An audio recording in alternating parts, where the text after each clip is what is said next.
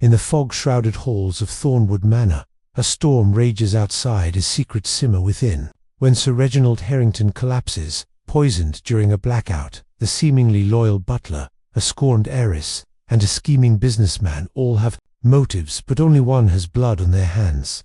Miss Jane Marple, with her knitting needles and razor-sharp insight, unravels a deadly web of betrayal, where a misplaced spoon and a hidden needle hold the key to a killer's confession. Will the truth emerge before the fog lifts, or will the murderer strike again? Chapter 1. The gathering clouds. In the autumn of 1938, as the leaves turned to russet and gold across the English countryside, the village of Misty Hollow lay shrouded in an unusual hush. Nestled in a fold of the Cotswolds, not far from the familiar lanes of St. Mary Mead, it was a place where time seemed to linger like the morning mist over the meadows. The villagers spoke in soft tones of the old manor house that crowned the hill, Thornwood Manor, home to Sir Reginald Harrington, a man whose fortunes had been built on distant colonial ventures and whose temperament was as changeable as the weather. On this particular evening, as the sun dipped low behind the gathering clouds, a sense of anticipation hung over the manor like the promise of rain. Sir Reginald had summoned his kin and a select few associates for what he termed a necessary reckoning. The invitation, penned in his precise hand, had arrived at each doorstep with the gravity of a legal summons, though couched in the polite phrasing of family obligation. "It is time," he had written, "to address matters long deferred. Join me at Thornwood on the 15th, ere the storms of winter set in." From the perspective of young Clara Winters, the village postmistress and an occasional confidant to the Harrington family, having delivered their correspondence for nigh on a decade, the affair promised more than mere politeness. Clara, a sensible woman of 30 with a keen eye for the undercurrents of village life, had noted the flurry of telegrams and hushed whispers in the weeks prior.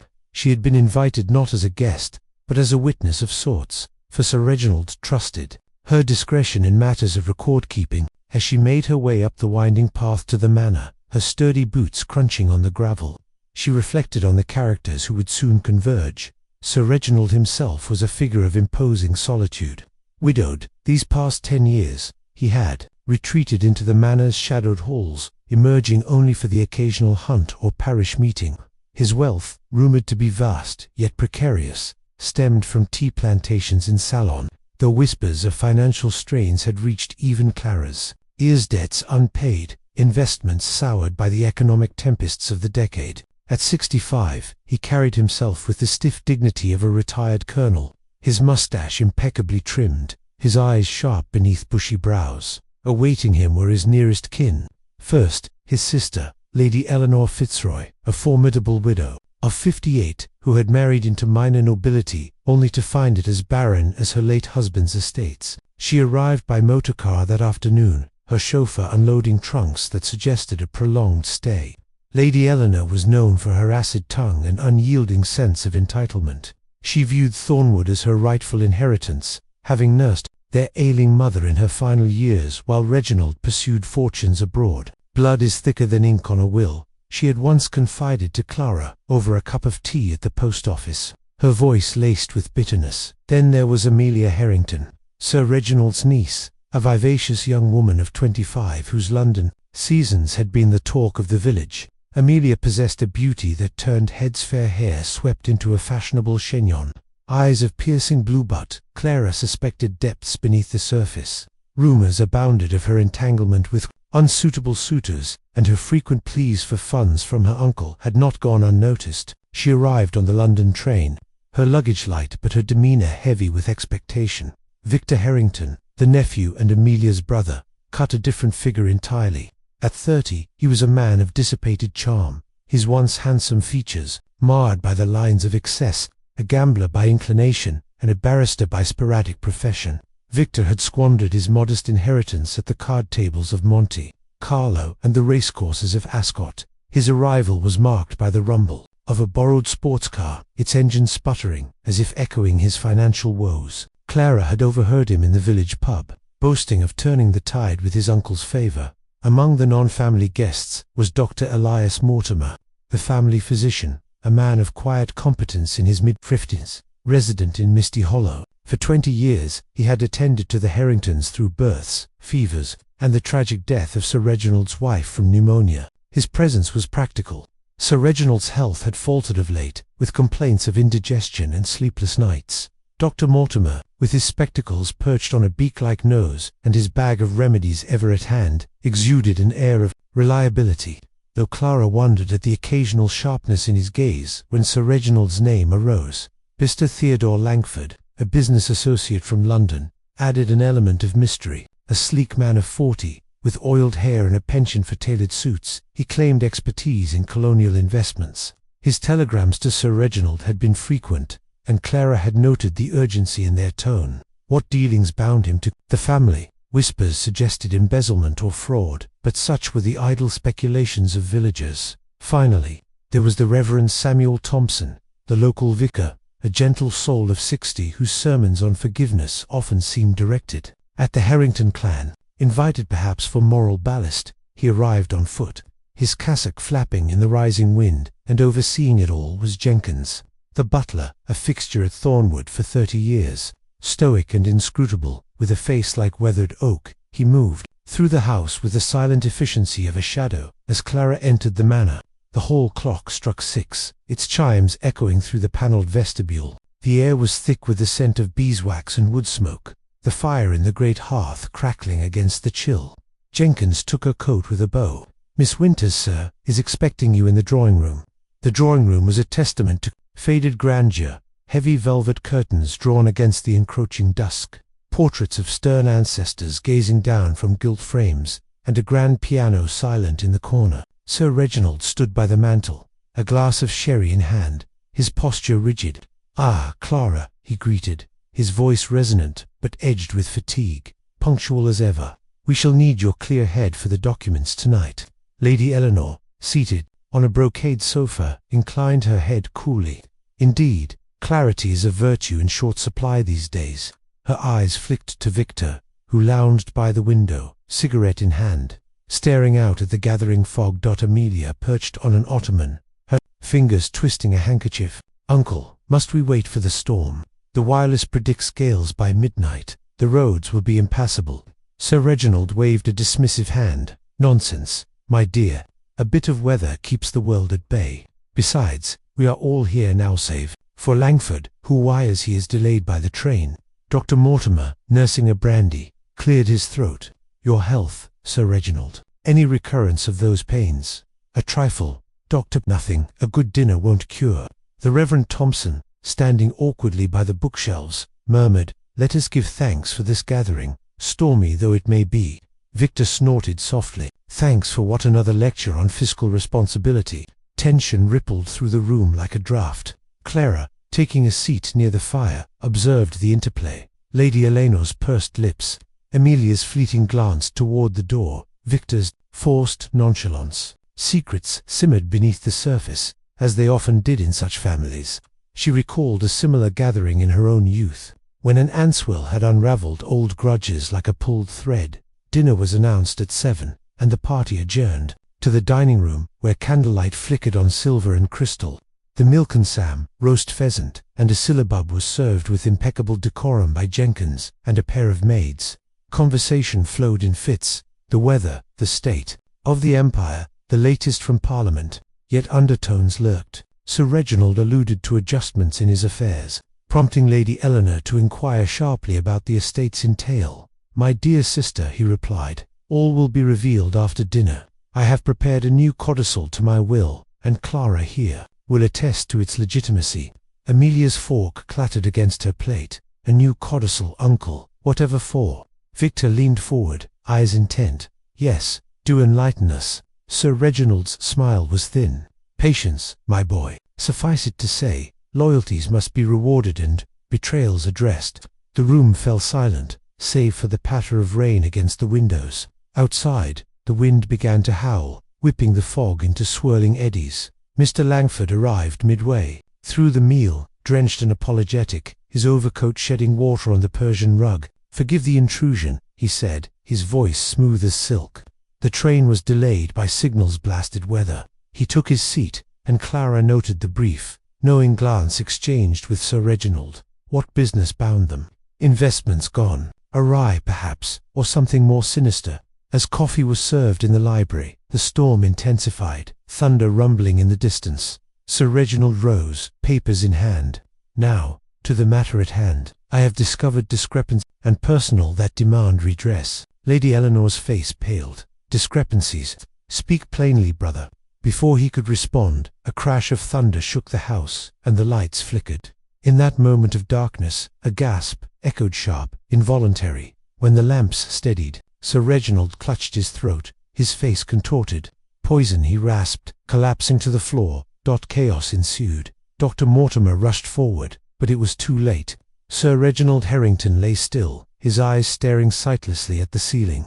Chapter 2. The crime. The library of Thornwood Manor was a cavern of shadows, its oak shelves looming like silent sentinels over the chaos that erupted in the wake of Sir Reginald Harrington's collapse. The storm outside roared with fresh ferocity, rain lashing the tall windows as if nature itself sought to breach the manor's walls.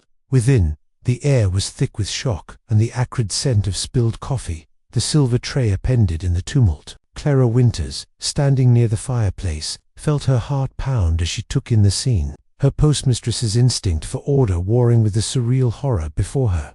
Dr. Elias Mortimer knelt beside Sir Reginald, his fingers pressed to the older man's wrist, seeking a pulse that would not come. His spectacles glinted in the lamplight as he shook his head gravely. "He's gone," he murmured, his voice steady but low.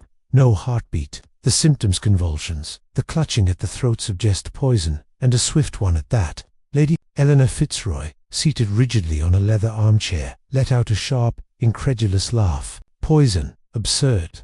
My brother was hale as ever, save for his indigestion. You've misdiagnosed, Doctor." Dr. Mortimer's eyes narrowed, but he did not rise to the bait. "I assure you, Lady Eleanor, I know death when I see it." And this was no natural passing. Amelia Harrington, who had been hovering near the library door, stifled a sob, her blue eyes wide with terror. "Poisoned here. But how? When?" Her voice trembled, and she clutched her handkerchief as if it might anchor her to reality. That Victor Harrington, leaning against a bookcase with a cigarette still smouldering between his fingers, snorted derisively. "Come now, let's not leap to melodrama." Perhaps the old man's heart gave out. He was under strain, wasn't he? All this talk of codicils and betrayals. Mr. Theodore Langford, who had been uncharacteristically silent since his late arrival, stepped forward, his tailored suit slightly damp from the rain. "Strain or not, this is no time for speculation. We must summon the police at once." Jenkins, the butler, appeared at the doorway, his face as impassive as ever despite the commotion. "If I may, sir," he addressed Langford, "the telephone line is dead. The storm, no doubt. The nearest constabulary is in Chipping Norton, and the roads are impassable till morning." A heavy silence fell, broken only by the Reverend Samuel Thompson, who had been murmuring prayers in a corner. "May God have mercy on his soul," he intoned, his hands clasped tightly, "and may he guide us in this dark hour." Clara, though shaken, found her mind sharpening, as it often did when faced with village crisis, petty thefts, missing letters, or neighborly disputes. She noted the positions of each person in the room at the moment of the blackout. Lady Eleanor on the armchair, Amelia by the door, Victor by the bookcase, Langford near the coffee tray, Dr. Mortimer at the sideboard pouring a brandy, the Reverend by the shelves, and herself by the fire.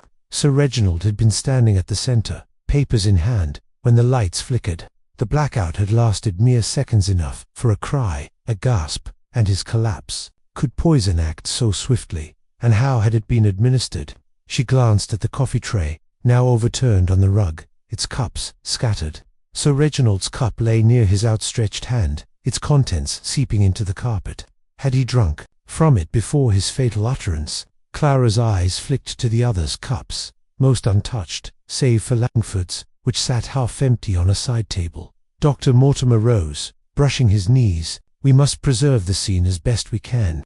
Jenkins, lock the library door after we remove Sir Reginald's body to a suitable place, perhaps the study. No one is to touch anything here until the police arrive." Jenkins nodded, his movements precise as he summoned the maids to assist. Victor stubbed out his cigarette with a scowl. "Preserve the scene.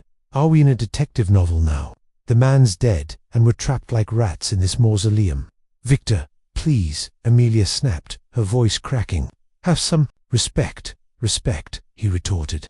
"For an uncle who was about to disinherit us all. Spare me." Lady Eleanor's head snapped up. "Disinherit? What nonsense is this?" Victor's lip curled. "Oh, come off it, Aunt. You heard him. Betrayal's addressed. He was waving that codicil like a guillotine. Someone here stood to lose everything." The accusation hung in the air, as sharp as the thunder outside.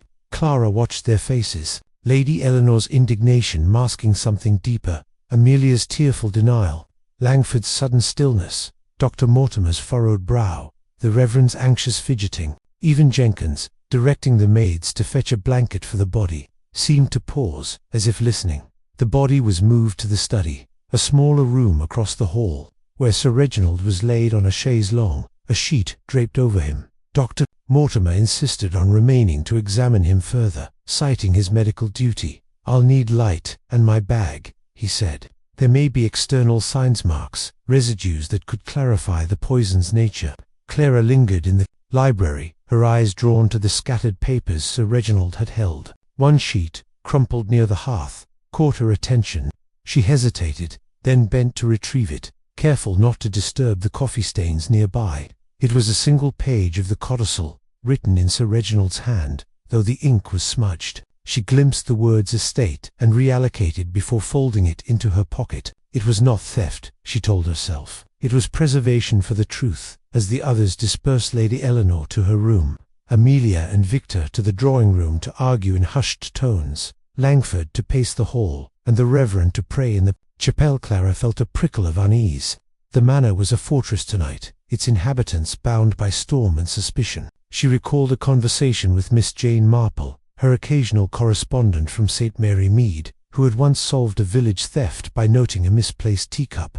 "The smallest things betray the heart's intent," Miss Marple had said. Clara resolved to write to her tomorrow, if the roads cleared. By midnight, the household had settled into an uneasy quiet. Clara, given a guest room due to the storm, lay awake, the wind's howl mingling with her thoughts. The coffee cup, the codicil, the black of teach, was a thread in a tangled skein. Poison required intent, opportunity, and means. Who among them had all three? She rose, unable to sleep, and crept to the window. The fog was impenetrable, swallowing the world beyond. Yet within Thornwood Manor, the storm was merely a backdrop to a darker tempest. Sir Reginald's death was no accident, and the killer was still among them, their motives cloaked in the fog of human nature. Clara's thoughts turned again to Miss Marple. The elderly spinster, with her unassuming air and razor-sharp mind, had a knack for unraveling such knots. If only she were here, Clara thought, to see what she herself could not dot. As if in answer, a letter lay on the hall table the next morning,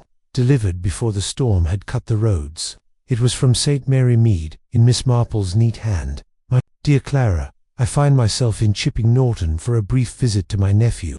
Should you need a friend, I am but a telegram away." Clara's heart lifted. Fate, it seemed, had not abandoned Thornwood Manor entirely.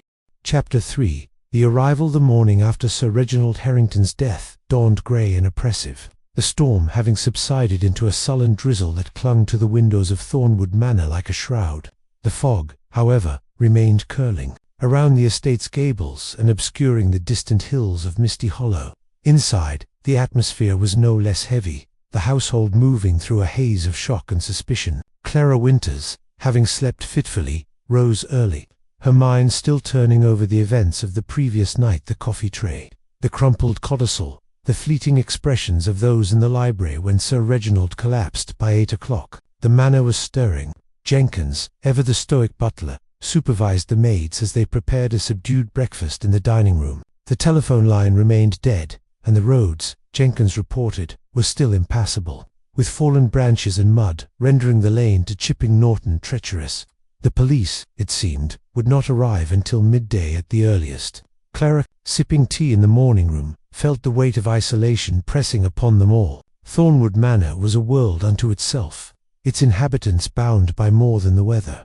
It was then that Clara recalled the letter from Miss Jane Marple, tucked safely in her pocket alongside the codicil page. The elderly spinster's words, calm, precise, and oddly prescient, offered a glimmer of hope. Miss Marple was in Chipping Norton, a mere 5 miles away, visiting her nephew, Raymond West. Clara resolved to send a telegram, though with the lines down, she would need to rely on the postboy, young Tom, who might brave the mud on his bicycle. She penned a brief note. "Dear Miss Marple, urgent matter at Thornwood Manor. Sir Reginald dead. Suspected foul play. Your insight needed. Clara Winters," as she handed the note to Tom, who promised to deliver it if the roads allowed. Clara felt a pang of doubt.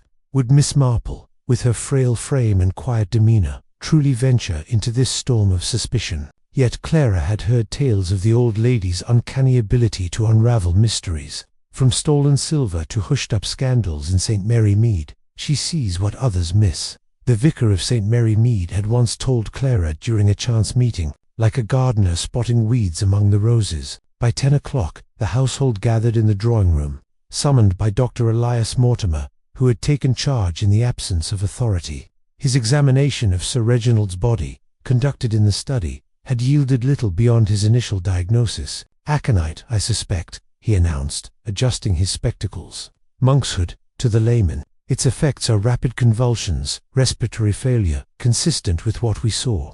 But without a proper autopsy, I cannot be certain."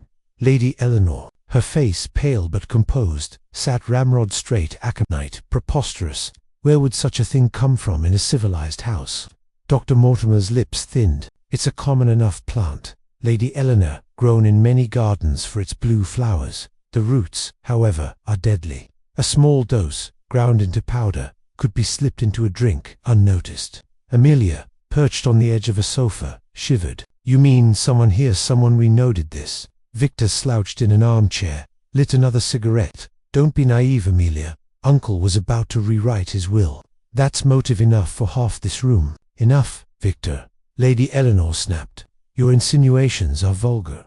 Mr. Theodore Langford, standing by the window, turned sharply. "Vulgar or not, he's right. Sir Reginald spoke of betrayals. Someone feared The Reverend Samuel Thompson, clutching his prayer book, looked pained. "Please, let us not accuse without evidence. This is a house of grief." Clara, seated quietly near the door, observed the interplay. Victor's defiance seemed forced, as if masking guilt or fear. Amelia's distress felt genuine, yet her eyes darted too often to Langford, who maintained an air of detached calculation. Lady Eleanor's indignation rang hollow, her hands twisting in her lap. Dr. Mortimer's clinical tone betrayed no emotion, but his gaze lingered on the coffee tray, now cleared away by Jenkins. The butler himself moved silently, his face unreadable. Though Clara noted his brief pause when Victor mentioned the will, it was nearing 11 when a knock sounded at the front door, sharp and unexpected. Jenkins glided to answer it, returning moments later with a figure that seemed almost incongruous in the grandeur of Thornwood Manor, an elderly woman, slight and stooped, her grey hair tucked beneath a sensible hat, her eyes bright and bird-like behind steel-rimmed spectacles. She carried a worn tapestry bag and an umbrella, which dripped onto the hall rug. "Miss Jane Marple," Jenkins announced, his tone betraying a flicker of surprise. Clara rose, her heart lifting. "Miss Marple, you've come." Miss Marple's smile was gentle, though her eyes swept the room with quiet intensity. "My dear Clara, your note reached me just as I was breakfasting with Raymond. The postboy was most diligent, despite the mud. I felt it my duty to come at once, storm or no storm." Lady Eleanor's eyebrows arched. "And who, pray, is this?" Clara hastened to explain. "Miss Marple is a friend from St. Mary Mead, known for her insight into difficult matters. I thought she might assist us until the police arrive." Victor snorted. "A village spinster. What's she to do knit us to a confession?" Miss Marple's eyes twinkled, unperturbed. "Oh, I find knitting most instructive, Mr. Harrington. The patterns one observes, loops and tangles, often mirror the complexities of human nature." Her voice was soft, almost frail, yet it carried a weight that silenced the room. She settled into a chair, her bag at her feet, and folded her hands. "Now, Clara, perhaps you might tell me what has happened. I understand Sir Reginald has met an untimely end." Clara recounted the events, the dinner, the codicil, the blackout, the collapse, and Dr. Mortimer's suspicion of poison. Miss Marple listened, her head tilted slightly, her fingers occasionally adjusting her shawl. When Clara mentioned the coffee tray and the crumpled codicil page, Miss Marple's eyes sharpened, though her expression remained placid. "Poison is a curious choice," she mused, "so personal, yet so indirect. It requires knowledge of the victim's habits when they drink, what they drink. Tell me, Dr. Mortimer, was Sir Reginald particular about his coffee? Dr. Mortimer blinked, caught off guard. Particular? Well, yes, he preferred it black, no sugar. Jenkins prepared it specially. Miss Marple nodded, and the tray was left unattended at any point. Jenkins, standing by the door, replied evenly, I brought it from the kitchen myself, madam, and placed it in the library. I cannot say what happened after.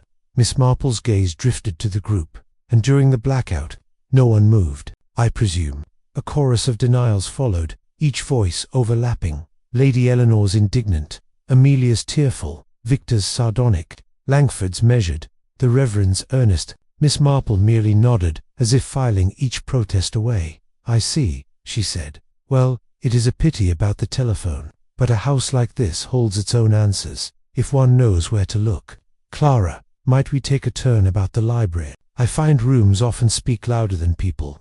As they rose, Miss Marple leaned close to Clara, her voice a whisper. You did well to keep that codicil page, my dear, but do be careful. A killer who poisons once may not hesitate to do so again. The library, locked since the night before, was opened by Jenkins. Miss Marple stepped inside, her eyes scanning the rug, the hearth, the side tables.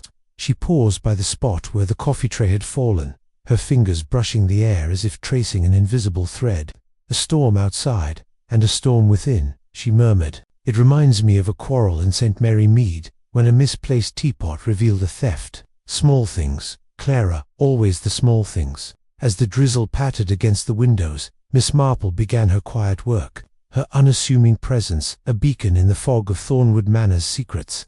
Chapter 4. The questions begin. The library of Thornwood Manor, with its heavy oak shelves and lingering scent of coffee and tragedy, seemed to hold its breath as Miss Jane Marple stepped delicately across the threshold. The morning drizzle had thickened into a steady rain, tapping a relentless rhythm against the windows, and the fog outside cloaked the estate in an impenetrable veil. Clara Winters followed close behind, her practical boots silent on the Persian rug, her mind alert to Miss Marple's every gesture. The elderly spinster's presence, so unassuming yet so purposeful, seemed to shift the very air of the room, as if the shadows themselves were compelled to yield their secrets. Miss Marple paused by the hearth, her eyes tracing the spot where Sir Reginald Harrington had fallen the night before. The coffee tray, now cleared away by Jenkins under Dr. Mortimer's orders, had left a faint stain on the rugged dark bloom that drew her attention. She knelt, her movements surprisingly spry for her age, and peered at the mark. Curious, she murmured, her fingers hovering just above the fabric. A spill like this tells a story, Clara, not just of coffee, but of haste, perhaps or distraction. Clara, clutching the folded codicil page in her pocket, nodded. The tray was knocked over when Sir Reginald collapsed. Everyone rushed about except Jenkins, who stayed calm, and Lady Eleanor, who didn't move from her chair. Miss Marple's lips twitched in a faint smile. Lady Eleanor, yes, a woman of strong opinions, I gather, and stronger motives, perhaps. She rose, brushing her hands together, and turned her gaze to the side table where Mr. Langford's half-empty coffee cup had stood. Let us begin, my dear, by speaking with those who were here last night. People, like rooms, reveal themselves. In the smallest details, the household, still gathered in the drawing-room, was summoned one by one to the library for Miss Marple's little chats, as she called them. Clara stood by, taking mental notes, her postmistress's habit of observing human nature sharpened by Miss Marple's example. The old lady settled into a high-backed chair, her tapestry bag at her feet, her knitting needles clicking softly as she spoke a rhythm that seemed to lull her interlocutors into a false sense of ease. First came Jenkins, the butler, his demeanour as polished as the silver he tended. Madam, he said, inclining his head, I trust I may be of service. Miss Marple's eyes twinkled. Oh, I'm sure you will, Mr. Jenkins. A butler sees everything, does he not? Tell me, how long did you linger in the kitchen before bringing the coffee tray last night? Jenkins's face remained impassive. I prepared the tray at 10 minutes to 10, madam, and brought it directly to the library. Sir Reginald was particular about his coffee black, no sugar, brewed fresh. And you poured it yourself? She asked, her needles pausing. I did. 7 cups, as there were 7 guests, including Miss Winters. Miss Marple nodded. And after you set the tray down, did you remain in the room? I stepped out to fetch the brandy decanter, as Dr. Mortimer requested it. I was gone perhaps 2 minutes before the blackout occurred. 2 minutes, Miss Marple repeated softly. A brief window, but windows are often enough for mischief. Thank you, Mr. Jenkins. As Jenkins withdrew, Clara caught a flicker of unease in his posture slight. But there, Miss Marple's needles resumed their rhythm. A loyal man, but loyalty can blind as well as bind, she remarked. Now, let us have Lady Eleanor. Lady Eleanor Fitzroy swept in, her black mourning dress a stark contrast to her pale, indignant face. This is highly irregular, she declared, seating herself stiffly. I fail to see what a village acquaintance of Clara's can contribute to this tragedy. Miss Marple's smile was disarming. Oh, I'm merely an observer, Lady Eleanor, like a bird in the hedgerows, but birds see much, you know. Tell me, how did you find your brother last night? He spoke of betrayals. I understand. Lady Eleanor's hands tightened in her lap. Reginald was always theatrical. He mentioned discrepancies financial, perhaps, but gave no details. I assumed it was about that dreadful Langford and his shady investments, and the codicil. Miss Marple pressed gently. Did you know its contents? Lady Eleanor's eyes flashed. I did not. Reginald was secretive about his will, as always. But I am his sister. Thornwood is my birthright. As much as his, he had no right to alter it without consulting me. Miss Marple nodded, her needles clicking. Family ties are so intricate, are they not? Like a skein of wool, easily knotted. Thank you, Lady Eleanor. Next came Amelia Harrington, her eyes red-rimmed, her handkerchief crumpled. Oh, Miss Marple, she said, her voice quavering. It's too dreadful. Uncle was stern, but he didn't deserve this. Miss Marple's tone was kind but probing.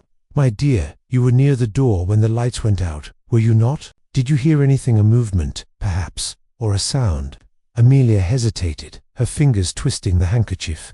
It was so sudden, the thunder, the darkness. I heard Uncle gasp, but nothing else. I was frightened. And your uncle's plans for his estate, did he share them with you? Amelia's gaze dropped. He said he'd provide for me, but only if I settled down. He disapproved of my friends in London, but I loved him, truly. Miss Marple patted her hand. Of course, my dear, grief is a heavy burden. You may go. Victor Harrington sauntered in, his cigarette smoke curling like the fog outside. Well, this is a lark, he said, smirking. Are you playing detective? Miss Marple. Merely chatting. Mr. Harrington, she replied. You were by the bookcase, I believe, when the blackout occurred. Did you see anyone approach the coffee tray? Victor shrugged. Couldn't see a blasted thing. But I'll tell you, this uncle was stirring up trouble with that codicil. Someone didn't like it, and you. Did you like it? His smirk faded. I needed his help, not his judgment.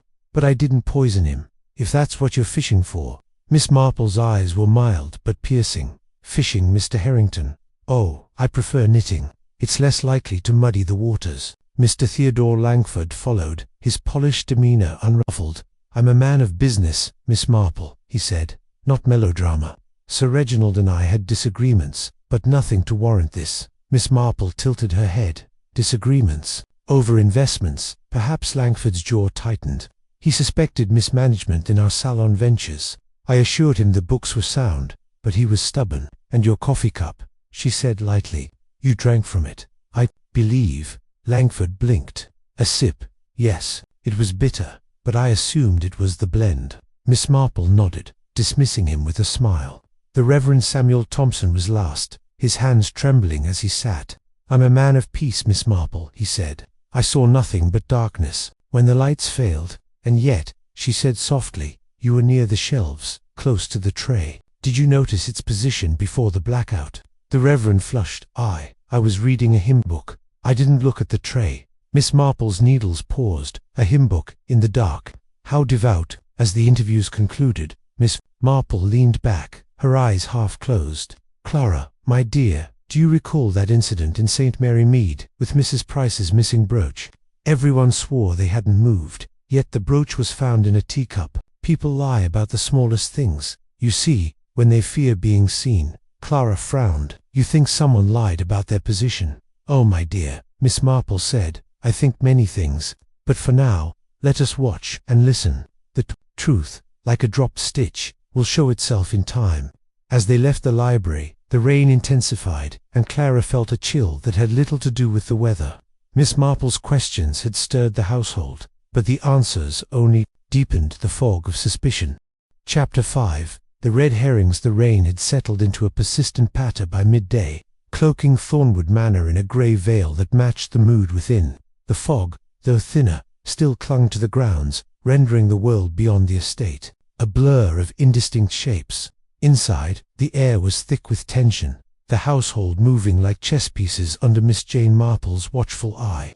Clara Winters, accompanying the elderly spinster as she navigated the manor's shadowed corridors, felt a growing unease. Miss Marple's gentle probing in the library had stirred the waters, but the ripples were leading to murky depths. By noon, the police had yet to arrive, delayed by the sodden roads and reports of a fallen tree blocking the lane to Chipping Norton. Dr. Elias Mortimer, assuming a mantle of authority, had insisted on maintaining order, directing Jenkins to keep the library locked and the study where Sir Reginald's body lay untouched. Yet the household was restless, their conversations in the drawing-room punctuated by sharp glances and half-spoken accusations. Miss Marple, however, seemed unhurried, her knitting needles clicking steadily as she sat by the fire, her eyes flitting from face to face. Clara, ever observant, noted a shift in the group's dynamics. Victor Harrington, who had been brash and sardonic the previous night, now paced the drawing-room with a nervous energy, his cigarette ash scattering on the rug. Amelia, pale and subdued, kept to a corner, her eyes darting toward the door as if expecting rescue or exposure. Lady Eleanor maintained her imperious air, but her hands betrayed her, twisting a lace handkerchief until it frayed. Mr. Theodore Langford, the business associate, was conspicuously absent, claiming a need to review papers in his room. The Reverend Samuel Thompson murmured prayers, but his gaze lingered too long on the others, as if seeking a sign of guilt. Jenkins, ever the silent sentinel, moved through the house with his usual efficiency, though Clara caught him pausing at the library door, his hand resting briefly on the knob. It was Dr. Mortimer who drew the first clear suspicion, a red herring that seemed almost too convenient. During lunch, a sombre affair of cold meats and soup, he announced a discovery from his further examination of Sir Reginald's body. "I found traces of a powdery residue on his lips," he said, his voice measured but grave. "Aconite, as I suspected, likely administered through his coffee. But I also noted a peculiar mark on his hand, a faint bruise, as if he'd been gripped tightly before he fell." The room stilled. Lady Eleanor's spoon clattered against her bowl. "A bruise? Are you suggesting a struggle?" "Not necessarily," Dr. Mortimer replied, "but it raises questions. Someone may have restrained him, perhaps to ensure he drank." All eyes turned to Victor, whose physical strength and proximity to Sir Reginald during the blackout made him an obvious target. He laughed, a harsh sound. "Oh, come now, Doctor," pointing fingers already. "I was by the bookcase, not groping uncle in the dark." Amelia's voice trembled. Victor wouldn't. He's impulsive, but not a murderer. Miss Marple, sipping her tea, said nothing, but her needles paused, and Clara saw her eyes narrow. The accusation hung like smoke, clouding the room. Victor's alibi standing by the bookcase was corroborated by Amelia, but Clara recalled the blackout's brevity. Could he have moved in those fleeting seconds? The idea seemed plausible, and the group seized upon it, their voices rising in a chorus of suspicion. "Victor was always reckless," Lady Eleanor said sharply, "and he needed money, everyone knows it." The Reverend, his face pained, murmured, "Let us not judge hastily, but Mr. Harrington, you did speak of the codicil with such bitterness." Victor's face reddened. "Bitterness? Of course I was bitter. Uncle was about to cut me off, wasn't he? But I didn't kill him for it." Miss Marple set her knitting aside, her voice soft but clear. "Mr. Harrington, you say you were by the bookcase. Did you, perhaps, notice the coffee tray before the lights went out, its position, its contents?" Victor blinked, caught off guard. "The tray, I don't know, was on the table, same as always. I wasn't paying attention." "Curious," Miss Marple said, her tone mild. "One often notices what one claims to ignore, especially in a moment of tension. Like Mrs. Bantry's maid, in St. Mary Mead, who swore she hadn't seen the missing silver, but recalled every detail of the tea tray it sat upon." Victor scowled, but said no more. Clara, watching closely, noted a flicker of unease in his eyes. Was he hiding something? Or was his bluster merely a shield? The group's focus on him felt too neat, too eager, as if they were relieved to have a scapegoat. Miss Marple, however, seemed unconvinced, her gaze drifting to the others. After lunch, Miss Marple requested a walk through the manor's gardens, despite the rain. Clara accompanied her, holding an umbrella as they navigated the gravel paths. The flower beds, sodden and windswept, held clumps of monkshood, their blue hoods drooping under the wet. Miss Marple paused, inspecting the plants. Aconite, as Dr. Mortimer said, so common, yet so deadly. Anyone with a trowel and a grudge could harvest it. Clara shivered. Do you think Victor did it? Miss Marple, he's the obvious choice. Miss Marple's eyes twinkled. Obvious, my dear, is often a trap. In St. Mary Mead, we once thought a gardener stole a necklace because his spade was found nearby. But spades, like bruises, can be placed to mislead. Let us consider the others. Mr. Langford, for instance, his absence today is telling. They returned to the house, where Clara overheard a heated exchange in the hall. Amelia, her voice low but urgent, was speaking to Langford, who had emerged from his room. You promised it would be settled, Theo, she hissed. Now look, what's happened? Langford's reply was sharp. Keep your voice down, Amelia. We'll discuss it later. Miss Marple, standing unnoticed in the doorway, raised an eyebrow but said nothing. Clara felt a prickle of suspicion.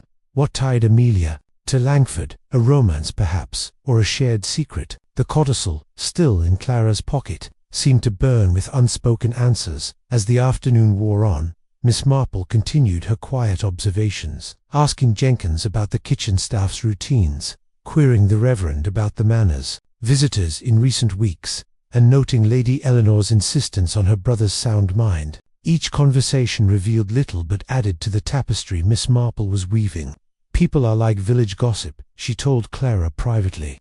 Much of it is noise, but the truth lies in the pauses.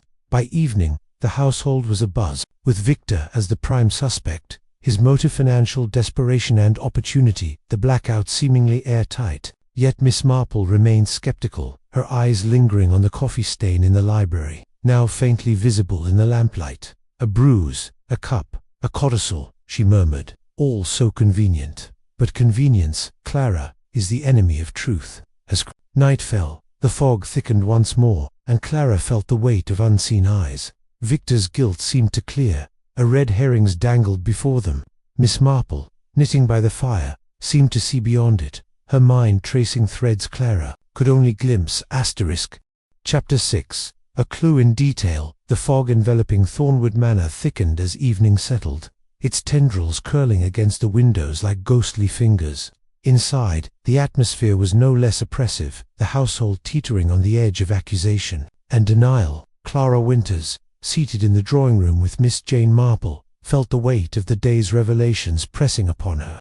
Victor Harrington remained the focal point of suspicion, his brash demeanor and financial woes painting him as the obvious culprit. Yet Miss Marple, her knitting needles clicking with serene precision, seemed to regard the matter with a quiet skepticism, her eyes sharp behind her spectacles.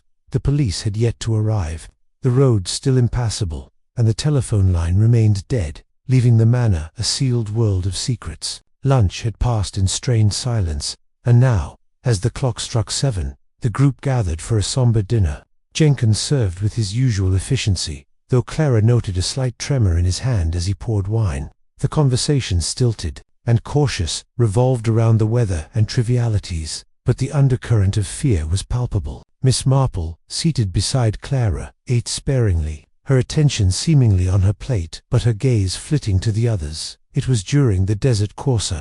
Simple fruit compote at Miss Marple's quiet observation bore fruit. As Jenkins cleared the plates, she remarked casually, "Such a fine silver spoon. Mr. Jenkins, I noticed one just like it in the library last night, near the coffee tray. Was it part of the set?" Jenkins paused, his face impassive, but his eyes flickering. "Indeed, madam, the silver is from the family's collection. I placed the tray in the library with the usual utensils, including a spoon for stirring, though Sir Reginald took his coffee black." Miss Marple nodded, her smile disarming. "Of course, but I do wonder, did anyone use the spoon? It seemed out of place, lying near the hearth, not the tray." The room stilled. Lady Eleanor, sipping her wine, set her glass down with a clink. "A spoon, what does it matter? The tray was knocked over in the chaos. "Precisely," Miss Marple said softly. "Yet chaos often reveals order, if one looks closely. In St. Mary Mead, a misplaced sugar tongs once led me to a pilfered necklace. Small things, you see, can be most telling." Clara's mind raced. She recalled the spoon, half hidden in the rug's fringe near the hearth, its silver glinting faintly. When she'd retrieved the codicil page, had someone used it to stir something into Sir Reginald's coffee, something deadly? The thought sent a chill through her, and she glanced at Miss Marple, whose expression remained serene but intent. After dinner, Miss Marple requested a private word with Clara in the library. Jenkins unlocked the door, and the two women stepped inside, the air heavy with the scent of old books and lingering tragedy. Miss Marple moved to the hearth, her eyes scanning the rug. "There," she said, pointing to a faint indentation in the pile.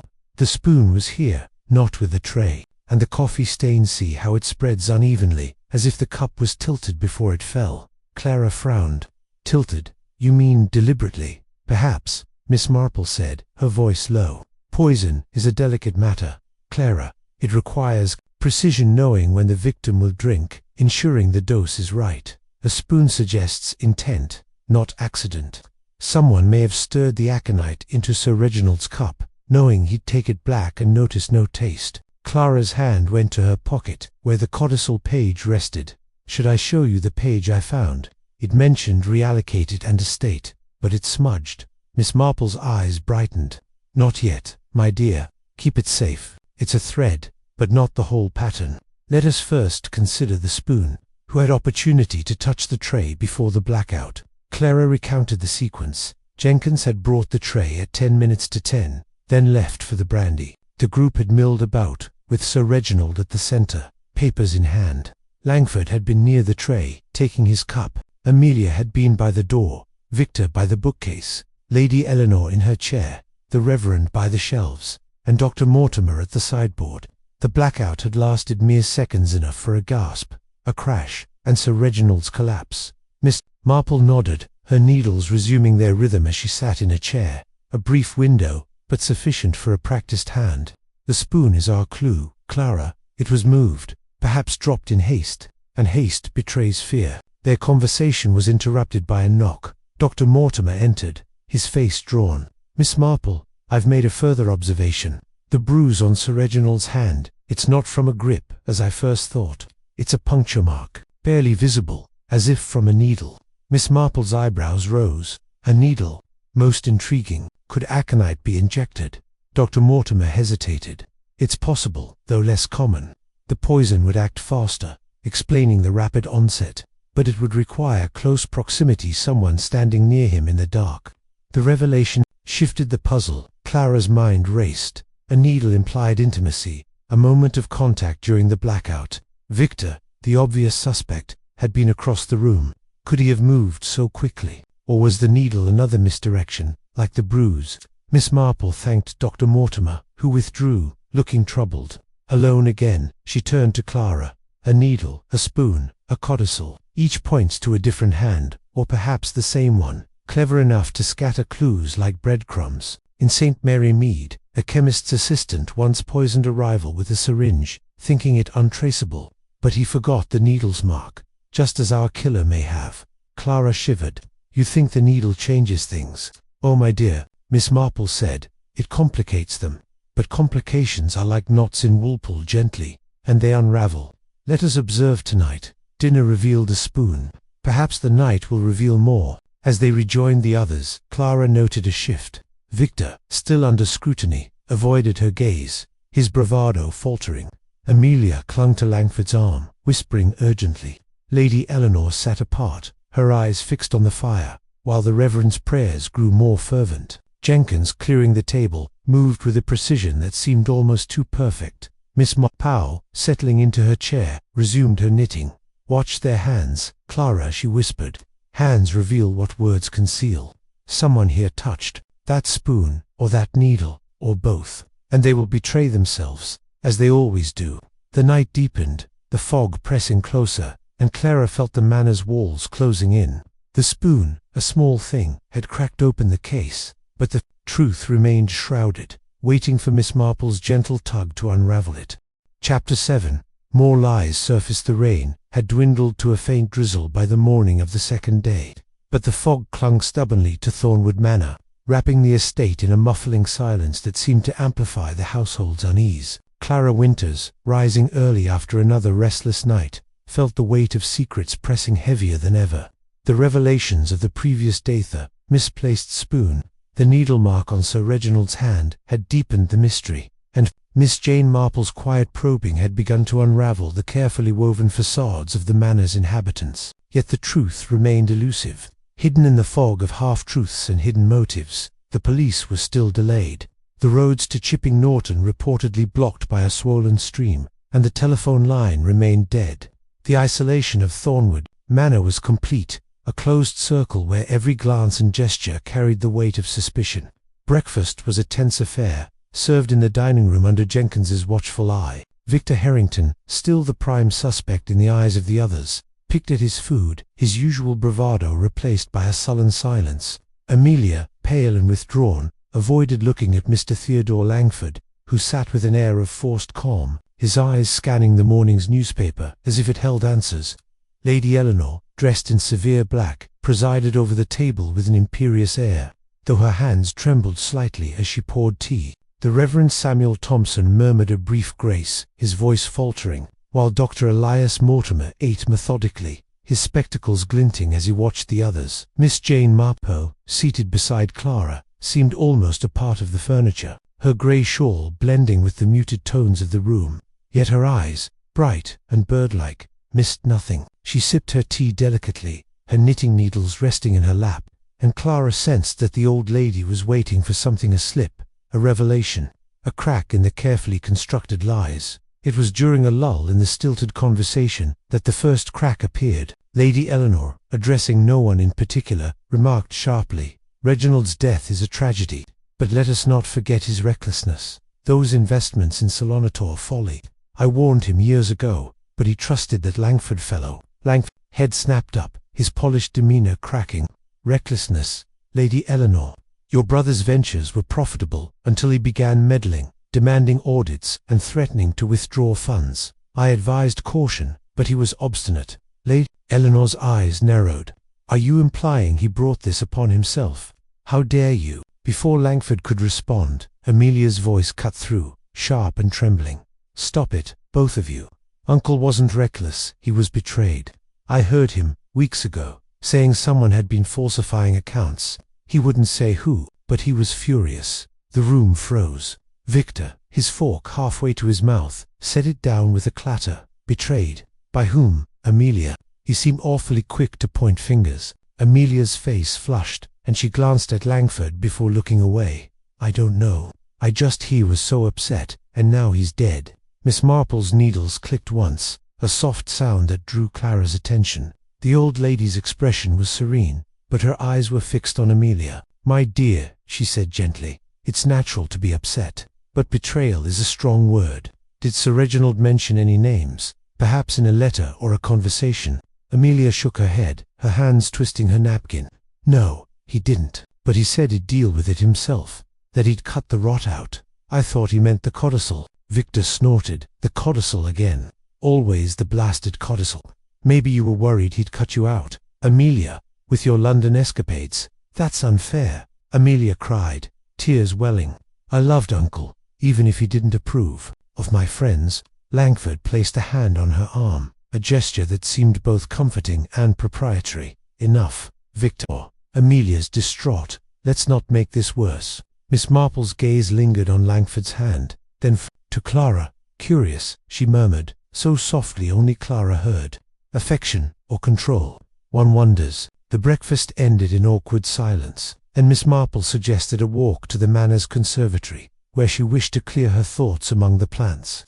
Clara accompanied her, noting the old lady's deliberate pace as they passed. Through the glass-walled room, its air humid and heavy with the scent of ferns and orchids. Among the greenery, Miss Marple paused by a cluster of monkshood, its blue flowers stark against the lush foliage. "Aconite, again," she said, her voice thoughtful. "So easy to cultivate, so hard to detect in small doses, but it requires knowledge, Clara knowledge of plants, or access to a chemist's skills. Tell me, Does Dr. Mortimer keep a dispensary here?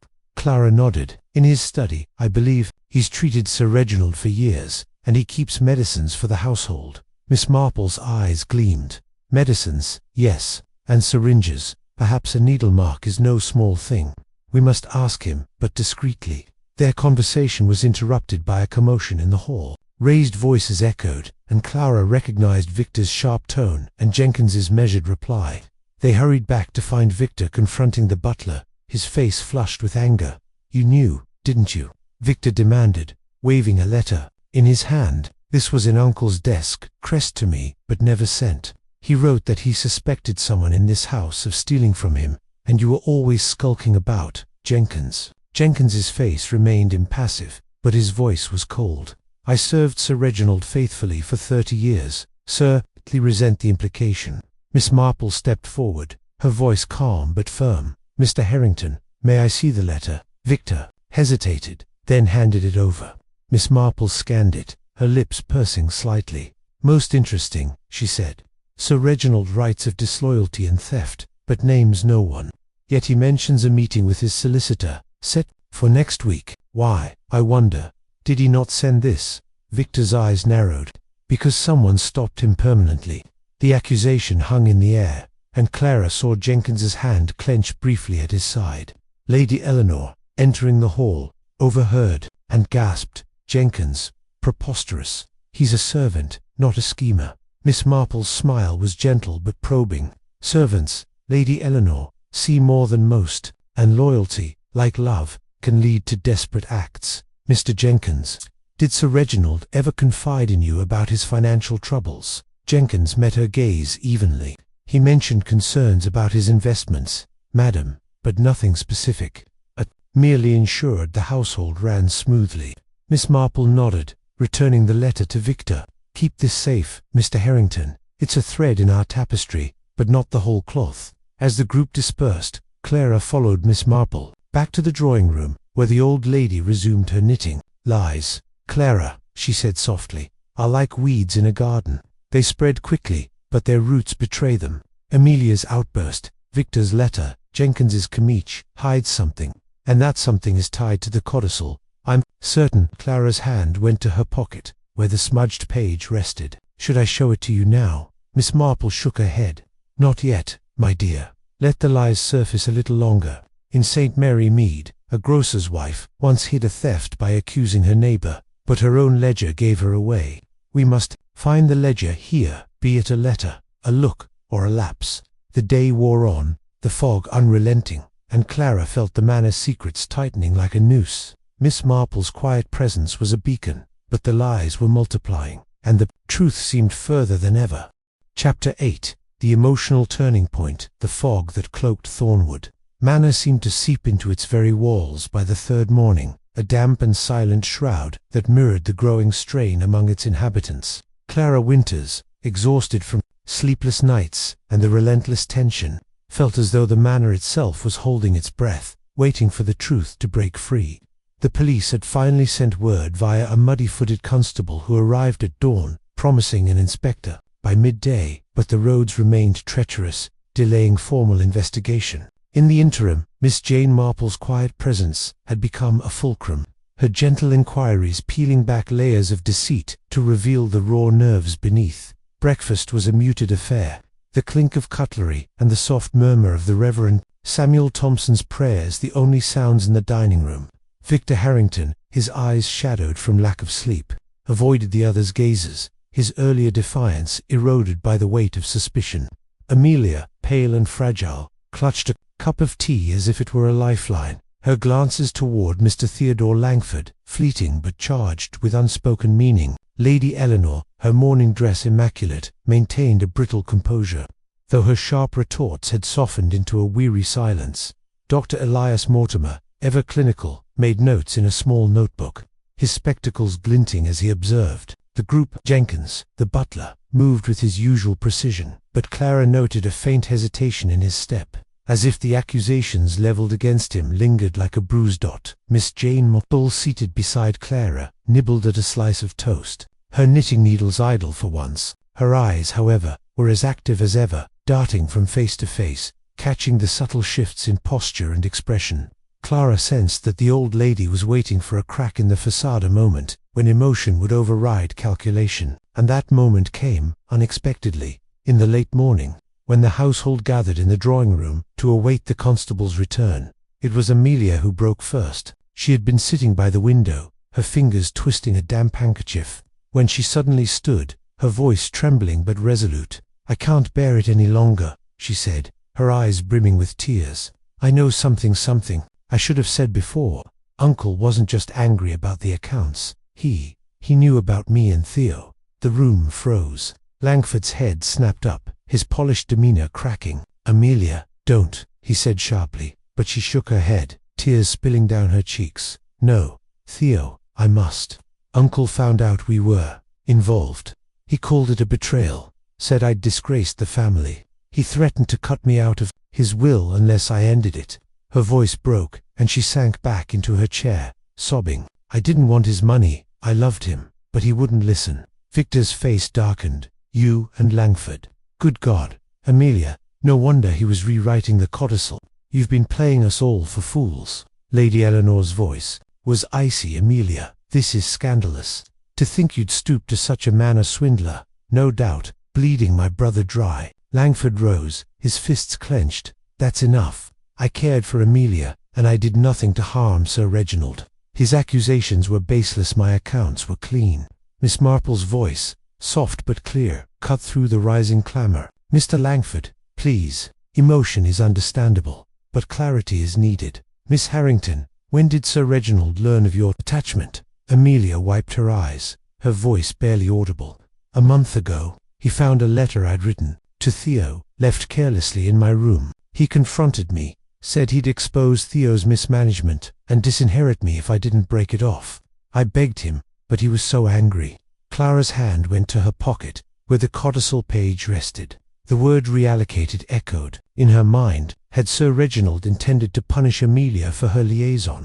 She glanced at Miss Marple, whose expression remained serene, though her eyes gleamed with quiet intensity. The Reverend Thompson, his face pale, spoke up. "My dear, this is a heavy burden, but confession is the first step to healing. Did you do anything to stop your uncle?" Amelia's eyes widened in horror. "No, I'd never hurt him.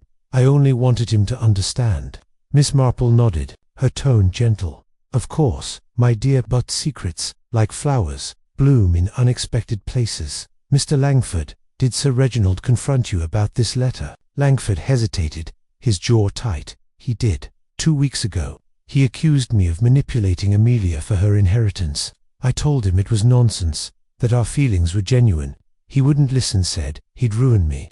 Miss Marple's needles, retrieved from her bag, began to click softly. "Ruin is a strong word, Mr. Langford, and ruin, like poison, can drive one to desperate measures. Tell me, were you in the library alone at any point before the blackout?" Langford's eyes narrowed. "I took my coffee, as I said. I didn't linger." Miss Marple's smile was disarming.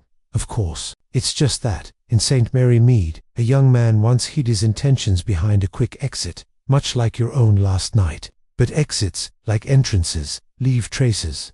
The room fell silent, Amelia's sobs the only sound. Clara watched the others. Victor's clenched fists, Lady Eleanor's pursed lips, Dr. Mortimer's furrowed brow, Jenkins's unreadable calm. The revelation of Amelia and Langford's affair had shifted the puzzle, casting new light on motives. Had Sir Reginald's threat to disinherit Amelia driven her or Langford to act? Or was this confession another layer of deception? Miss Marple rose, her movements deliberate. "Clara, my dear, might we visit Dr. Mortimer's study? I'd like to see his dispensary, if he permits." Dr. Mortimer, startled, agreed, leading them to a small room lined with medical books and a locked cabinet. He opened it, revealing vials, powders, and a small case of syringes. "These are for Sir Reginald's ailments," he said defensively. "Heart tonics, sedatives, nothing more." Miss Marple peered at the syringes, her expression thoughtful. "And aconite, would you have it? Perhaps, for study?" Dr. Mortimer flushed. "No, of course not. It's a poison, not a medicine." Miss Marple nodded, her eyes lingering on a vial of clear liquid. "Quite so. But knowledge, Dr. Mortimer, is as potent as any poison. Thank you." As they returned to the drawing room, Clara whispered, "Do you think Amelia's telling the truth?" Miss Marple's eyes twinkled. "Truth, my dear, is like a half-knitted scarf partly formed, but full of loose ends. Amelia's confession is a thread, but not the pattern. Someone here used that spoon, or that needle, and their fear is beginning to show." The constable's arrival at noon brought a temporary reprieve, but his questions were perfunctory, awaiting the inspector. As he left, Miss Marple resumed her knitting, her gaze fixed on the group. Clara felt the manor's walls closing in, the fog outside a mirror to the secrets within. Amelia's outburst had cracked the surface, but the truth lay deeper, waiting for Miss Marple's gentle hands to unravel it. Chapter 9. The trap. The fog that had clung to Thornwood Manor for days began to lift by the afternoon of the third day, revealing glimpses of the sodden Cotswold hills beyond. Yet, within the manor's walls, the atmosphere remained stifling, a cauldron of suspicion and half-truths. Clara Winters, her nerves frayed from the relentless tension, felt a shift in the air, as if the house itself sensed an approaching reckoning. The constable's brief visit had done little to ease the strain, and the promised arrival of Inspector Craddock from Chipping Norton was still hours away, delayed by the lingering effects of the storm. In this vacuum, Miss Jane Marple's quiet presence had become a force, her gentle inquiries weaving a net that now seemed ready to close. The morning had been marked by Amelia's emotional confession, exposing her affair with Theodore Langford and Sir Reginald's threats to disinherit her. The revelation had shifted suspicion, muddying the waters around Victor Harrington, who had been the prime suspect. Yet Miss Marple, with her unassuming air and piercing gaze, appeared unconvinced by the surface drama. Clara, watching her closely, sensed that the old lady was preparing to spring a trap, using the household's fraying nerves to draw out the truth. As the afternoon waned, Miss Marple requested that the household gather in the library, the scene of Sir Reginald's death, for what she called a small discussion. Jenkins, his face as impassive as ever, unlocked the door, and the group filed in, their expressions a mix of wariness and resignation. Lady Eleanor, her morning dress stark against the library's rich panelling, took her usual armchair, her lips a thin line. Victor slouched by the bookcase, his cigarette unlit, his eyes darting nervously. Amelia, still pale from her earlier outburst, sat close to Langford, who maintained a facade of calm, though his fingers tapped restlessly on his knee. Dr. Elias Mortimer stood near the hearth, his notebook tucked away, his spectacles glinting with unease. The Reverend Samuel Thompson clutched his prayer book, his lips moving silently, while Jenkins remained by the door, a silent sentinel. Miss Marple settled into a high-backed chair, her knitting needles clicking softly, a rhythm that seemed to steady the room's pulse. Clara stood nearby, her hand brushing the codicil page in her pocket, its smudged words reallocated. The state, a constant reminder of the stakes. The air was heavy with the scent of old books and the faint, lingering trace of spilled coffee, a ghost of the night Sir Reginald died. "My dear friends," Miss Marple began, her voice soft but clear, "we find ourselves in a tragic tangle, do we not? Sir Reginald's death has stirred many emotions, grief, fear, anger, but I believe we are close to understanding what happened that night. Shall we piece it together?" Lady Eleanor's voice was sharp. "Miss Marple, this is hardly your place. The police will handle matters when they arrive." Miss Marple's smile was gentle but firm. "Of course, Lady Eleanor. But while we wait, let us consider the facts. Sir Reginald died of aconite poisoning, likely administered in his coffee or, perhaps, by a needle.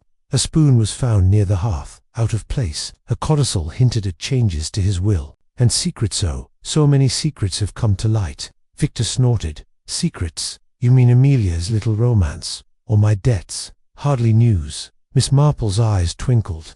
"Indeed, Mr. Harrington, but secrets are like stitches in a scarf. One loose thread can unravel the whole. Let us start with the coffee tray. Mr. Jenkins, you brought it at 10 minutes to 10, then left for the brandy. Who approached the tray in those moments?" Jenkins's face remained impassive. "I cannot say, madam. I was in the pantry when the blackout occurred." Miss Marple nodded, turning to Langford. "And you, Mr. Langford, you took a cup, I believe, and found it bitter. Did you notice the spoon?" Langford's jaw tightened. "I told you, I took my coffee and stepped away. The spoon was on the tray, I suppose. I didn't notice." "Curious," Miss Marple said, her needles pausing. "For a man of business, you seem remarkably unobservant. In St. Mary Mead, a shopkeeper once overlooked a missing coin, but it was because he'd taken it himself." Langford flushed, but before he could retort, Miss Marple turned to Amelia. "My dear, you were near the door.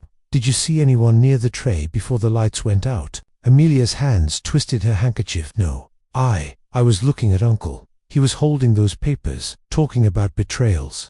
I didn't notice the tray." Miss Marple's gaze softened, but her voice held an edge. "Betrayals? Yes, Sir Reginald spoke of them, and we now know of your connection to Mr. Langford. A painful secret, one he threatened to punish. It must have been distressing." Amelia's eyes filled with tears. "It was, but I didn't hurt him, I couldn't."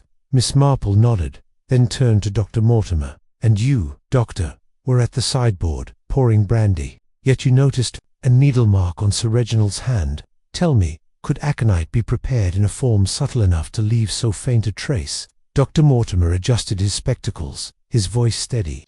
"It's possible, if diluted carefully. A small syringe, administered swiftly, could do it.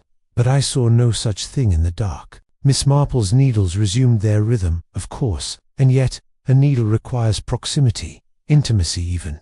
Someone stood close to Sir Reginald in those fleeting seconds of darkness. Someone who knew his habits, his coffee, his trust. The room grew tense, the group's eyes darting to one another. Clara felt her pulse quicken, sensing Miss Marple's trap tightening. The old lady leaned forward, her voice dropping to a near whisper. "Let us consider motive. Sir Reginald's codicil threatened to change everything: inheritances, futures, reputations. Someone feared that change enough to act. But who? Mr. Harrington, with his debts. Miss Harrington, with her forbidden love. Mr. Langford, with his questioned accounts. Or perhaps someone less obvious, someone whose loyalty masked a deeper wound." Lady Eleanor's voice trembled with indignation. "This is outrageous. You accuse us all, yet offer no proof." Miss Marple's smile was serene. "Proof, Lady Eleanor, is like a pattern in knitting. It emerges only when the stitches align. Let us try one more stitch. Mr. Jenkins, you've served this family for 30 years. Did Sir Reginald ever reward your loyalty, or did he, perhaps, overlook it?" Jenkins's eyes flickered, a rare crack in his composure. "Sir Reginald was a fair master, Madame. I had no complaints, none." Miss Marple pressed gently. "Not even when he spoke of reallocating his estate, perhaps to those less deserving." The butler's hands clenched, and for a moment, silence reigned. Then, from the corner, the Reverend Thompson spoke, his voice quavering. "Miss Marple, I must confess something. I overheard Sir Reginald in the chapel, days before. He said he'd discovered a theft, not just money, but trust. He meant to confront the culprit that night." The room erupted in gasps. Victor rounded on the Reverend. "You knew this and said nothing. Who was it?" The Reverend's face crumpled. "He didn't say. I urged him to forgive, but he was resolute. I thought prayer would guide him." Miss Marple's eyes gleamed. "And so, we come closer. A theft, a confrontation, a poison. The trap is set, my friends. The question is, who will step into it?" As the group dispersed, shaken by the exchange, Clara whispered to Miss Marple, "You're pushing them, aren't you, to see who breaks?" Miss Marple's smile was enigmatic. "My dear, a trap is only as good as the bait. In St. Mary Mead, a postman once revealed a theft by dropping a letter in haste. Tonight, someone will drop their guard, and we shall be watching." The fog outside began to clear, but within Thornwood Manor, the tension was at its peak, the trap poised to snap shut. Chapter 10. The unraveling. The fog around Thornwood Manor had nearly dissipated by the late afternoon of the third day, leaving the Cotswold Hills stark and glistening under a weak sun. Inside, however, the air remained heavy with suspicion, the library's oak-panelled walls seeming to close in as Miss Jane Marple's trap tightened.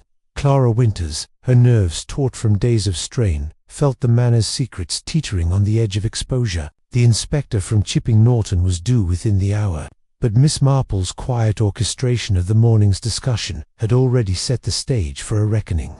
The household, frayed by accusations and half-truths, was a tinderbox, and Clara sensed that a single spark would ignite the truth.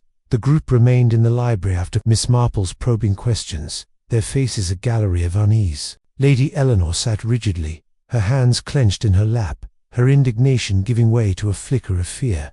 Victor Harrington, his cigarette now a stub between his fingers, paced by the bookcase, his eyes darting to the door, as if contemplating escape. Amelia, her earlier confession still raw, clung to Theodore Langford's arm, though her gaze avoided his. Langford himself maintained a strained composure, his fingers drumming a silent rhythm on the armrest. Dr. Elias Mortimer stood by the hearth, his clinical detachment wavering, while the Reverend Samuel Thompson, his prayer book forgotten, stared at the floor, his lips trembling. Jenkins, stationed by the door, was a statue of calm, but Clara caught a glint of something guilt, perhaps, in his eyes. Miss Marple, seated in her backed chair, resumed her knitting, the soft click of her needles a metronome in the tense silence. Clara, standing near the hearth, felt the weight of the codicil page in her pocket. It smudged, words reallocated, a state, burning with unspoken significance. The old lady's voice, when it came, was gentle but incisive, cutting through the room's fog like a blade. "My dear friends," Miss Marple began, her eyes sweeping. "The group, we have danced around the truth long enough, have we not? Sir Reginald's death was no accident, and the clue, the spoon, the needle mark, the codicil point to a pattern. Let us weave it together." Lady Eleanor's voice was sharp. "Miss Marple, this is tiresome. The police will sort this out. Your meddling only sows discord." Miss Marple's smile was serene. "Discord, Lady Eleanor, often reveals harmony beneath. In St. Mary Mead, a quarrel over a lost ring exposed a theft because the thief could not resist speaking. Let us speak of the spoon, found near the hearth, not the tray. Someone used it, I think, to stir aconite into Sir Reginald's coffee." Victor snorted, his voice hoarse. "Back to the spoon. It's a dead end. Anyone could have knocked it there in the chaos, perhaps," Miss Marple said, her needles pausing. "But chaos is a poor disguise for intent. The coffee stain, you see, was uneven, as if the cup was tilted before it fell. Someone ensured Sir Reginald drank his dose, and the needle marked, Dr. Mortimer. You confirmed it could deliver aconite swiftly. Who was close enough to use it?" Dr. Mortimer adjusted his spectacles, his voice unsteady. "I was at the sideboard, as I said. I saw nothing in the dark." Miss Marple nodded, her gaze shifting to Jenkins. "And you, Mr. Jenkins, left the tray briefly to fetch brandy. Yet you prepared Sir Reginald's coffee, yourself black, no sugar, as he liked. Did you notice anything amiss when you returned?" Jenkins's face was a mask, but his voice held a faint strain. "The tray was as I left it, Madame. I poured the coffee myself, for all the guests." Miss Marple's eyes gleamed. "All the guests, yes, but only one cup was fatal, and only one person, I think, had the opportunity to tamper with the tour, to use a needle in the blackout's cover." The room tensed, the group's eyes locking on one another. Clara's pulse quickened as Miss Marple leaned forward, her voice dropping to a whisper. "Let us consider the codicil. Sir Reginald spoke of betrayals, of reallocating his estate. Clara, my dear, might you share what you found?" Clara hesitated, then drew the crumpled page from her pocket, unfolding it carefully. "It's a page from the codicil," she said, her voice steady despite her nerves. "It's smudged, but it mentions reallocated and estate. There's a name partly illegible, but it seems to start with a J." A gasp rippled through the room. Jenkins's face paled, his hands clenching at his sides. Lady Eleanor's eyes widened, while Victor's narrowed. Amelia whispered, "Jenkins," and Langford's drumming fingers stilled. Miss Marple's voice was calm but relentless. "A name beginning with J. Curious, is it not, Mr. Jenkins? Sir Reginald trusted you implicitly. Yet trust, when betrayed, cuts deepest. Did he discover something about you, a theft, perhaps, as the Reverend overheard?" Jenkins's composure cracked, his voice low and strained. "I served Sir Reginald faithfully for 30 years. He was a hard man, but fair. I took nothing from him." Miss Marple's needles stopped entirely. "Nothing, Mr. Jenkins, not even a small sum, siphoned over years, perhaps to secure a future he never promised. The codicil named you, I believe, not as an heir, but as a betrayer. He meant to expose you, didn't he?" The butler's eyes flickered with something raw, guilt, or both. "You have no proof," he said, but his voice trembled. But Miss Marple's smile was gentle but unyielding. "Proof, Mr. Jenkins, is in the details. The spoon, dropped in haste, the needle mark requiring a steady hand, the blackout timed too perfectly. You knew Sir Reginald's habits, his coffee, his trust. You stood near him when the lights failed, did you not? Jenkins took a step back, his face ashen. I was by the door. Were you, Miss Marple, pressed, or did you slip closer, using the darkness to deliver a fatal prick? In St. Mary Mead, a butler once hid a theft by staging a fall, but he forgot the mark of his own hand. The room erupted. Victor lunged forward, shouting, "You poisoned him, Jenkins. For what money?" Amelia sobbed, clinging to Langford, who stared at Jenkins in shock. Lady Eleanor rose, her voice trembling. "This is monstrous. Jenkins, say it isn't true." Jenkins' shoulders sagged, his mask shattering. I didn't mean to kill him," he whispered, his voice breaking. "He found the account's small sums, over years, for my sister's care. He was going to ruin me, send me to prison. I only meant to make him ill, to delay the codicil, the needle. It was too much." Clara's breath caught the codicil page, trembling in her hand. Miss Marple's trap had snapped shut. Jenkins's confession, the spark that lit the truth. The Reverend murmured a prayer, while Dr. Mortimer shook his head, his clinical facade crumbling. Amelia wept, and Langford's face softened with relief. His own secrets, safe for now. Miss Marple set her knitting aside, her eyes gentle but resolute. "Greed and fear, Mr. Jenkins, our poor masters. You served Sir Reginald well, but loyalty twisted into betrayal. Clara, my dear, keep that page safe for the inspector." As Jenkins was led away by Victor and Langford to await the police, Clara felt the manor's oppressive airlift, the fog of secrets clearing at last. Miss Marple's quiet wisdom had unraveled the knot, her trap revealing the truth in the smallest details: a spoon, a needle, a name. Chapter 11. The aftermath. The sun broke through the last wisps of fog as Inspector Craddock's car rolled up the gravel drive of Thornwood Manor, its tires crunching against the damp stones. The arrival of the police, shortly after Jenkins' confession, brought a strange relief to the household, though the air remained heavy with the weight of betrayal.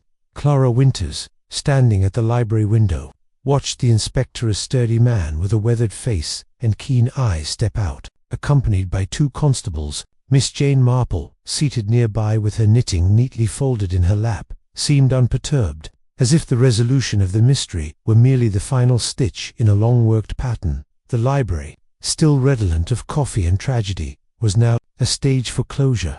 Jenkins had been confined to his quarters under Victor's watchful eye, his confession a mix of guilt and desperation echoing in Clara's mind.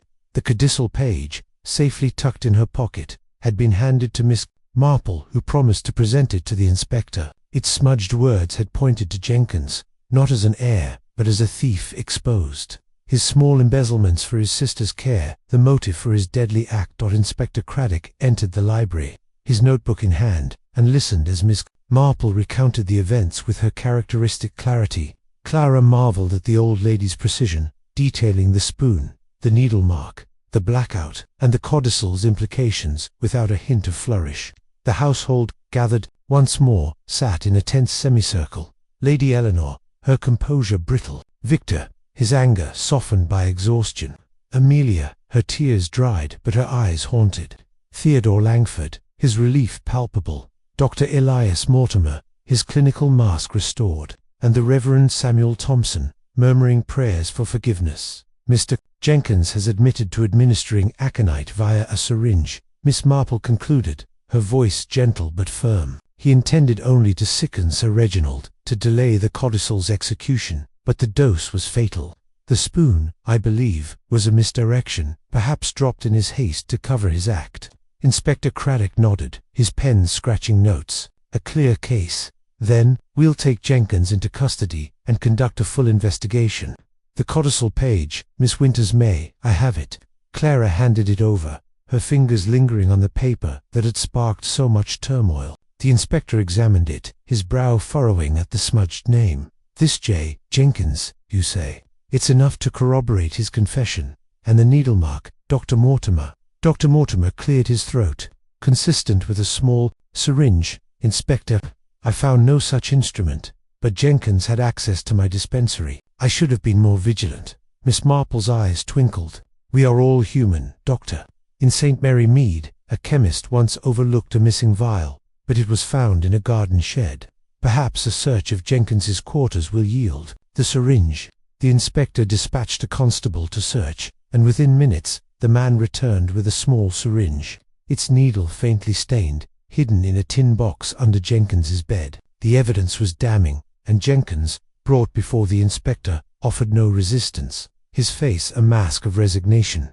"I only wanted to protect my sister," he murmured. "I never meant for this." Lady Eleanor's voice trembled as she spoke. 30 years of service, Jenkins, and this you've shamed us all." Victor, his voice low, added, "You let me take the blame, you coward." "I ought to." He stopped, his fists unclenching as Amelia touched his arm. "Let it be, Victor," she whispered. "It's over." Langford, silent until now, spoke up. "Inspector, I trust this clear as any. Misunderstandings about my accounts. Sir Reginald's suspicions were misplaced." Craddock's eyes narrowed. "We'll look into everything, Mr. Langford. No stone unturned." Miss Marple, rising from her chair, addressed the group. "My dear friends, a tragedy like this leaves scars, but truth heals, however painful. Sir Reginald's death was a knot of greed and fear, but it has been unraveled. Be kind to one another now, for trust is fragile." As Jenkins was led away in handcuffs, the household dispersed, their faces a mix of relief and sorrow. Clara followed Miss Marple to the hall, where the old lady gathered a tapestry bag and umbrella. "You're leaving?" Clara asked, a pang of loss in her chest. Miss Marple smiled, her eyes warm. "My work here is done, my dear. The inspector has his evidence, and Thornwood Manor must find its peace. But do visit me in St. Mary Mead. There's always a cup of tea waiting." Clara hesitated, then asked, "How did you know it was Jenkins? The spoon, the needle, how did you see it?" Miss Marple's laugh was soft. "Oh, Clara, it's the small things, always. A butler's loyalty is a quiet thing, but when it turns, it leaves traces. A spoon out of place, a hand to steady. In St. Mary Mead, I learned that human nature is the same everywhere, in villages or grand manors. You only need to watch." As Miss Marple stepped into the waiting car, bound for Chipping Norton and her nephew's home, Clara stood on the manor steps, the codicil page now in the inspector's hands, the fog fully lifted. Thornwood Manor, scarred but free of its secrets, seemed to breathe again. Clara felt a quiet strength, inspired by Miss Marple's gentle wisdom, and knew that the small things, the glances, the pauses, the truths would guide her own path forward.